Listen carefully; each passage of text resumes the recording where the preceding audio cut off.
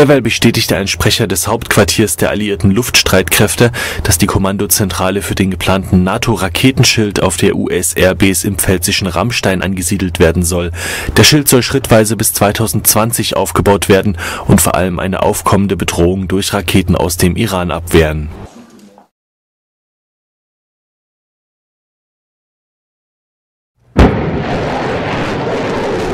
What if a ballistic missile is launched against military forces or even NATO alliance territory? To test engaging a ballistic missile threat in flight, the German-led exercise Rapid Arrow was used to see if NATO's missile defense system was able to intercept the missile. 2063 is clear to engage. Rapid Arrow, for the first time we were testing the entire system. And it was important because we have done for the first time the entire cycle. Up until now the threats were only simulated and did not include firing a real interceptor missile. This time we had an actual ballistic missile launched against the target area.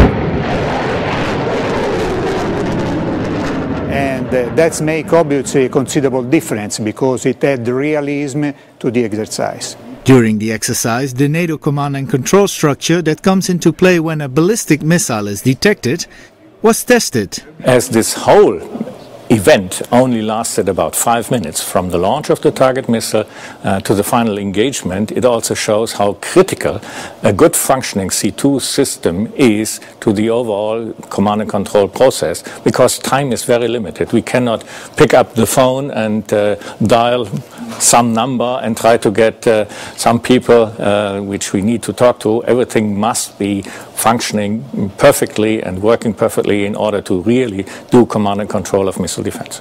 NATO's missile defense system consists of the sum of national missile defense assets networked together. In this case, it meant that the radar of the US ship the USS Sullivans picked up the target missile and passed the information to a German Patriot battery at the NATO missile firing installation in Crete to help it conduct an intercept. From this headquarters here at Ramstein, we could see everything: the detection of the launch, the tracking of the target missile going inbound into the target area, and then the engagement process. And we could have engaged in the engagement process if we considered it necessary, for instance, to order a hold fire on the engagement process. That could have worked. A live fire test, in which the target was successfully acquired and destroyed, is an important step in the development of NATO's missile defense capability. We could use it if we needed to do.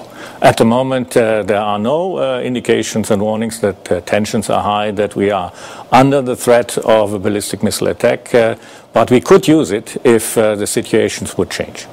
The exercise also proved that there's no delay in the information flow between the US and the NATO missile defense systems.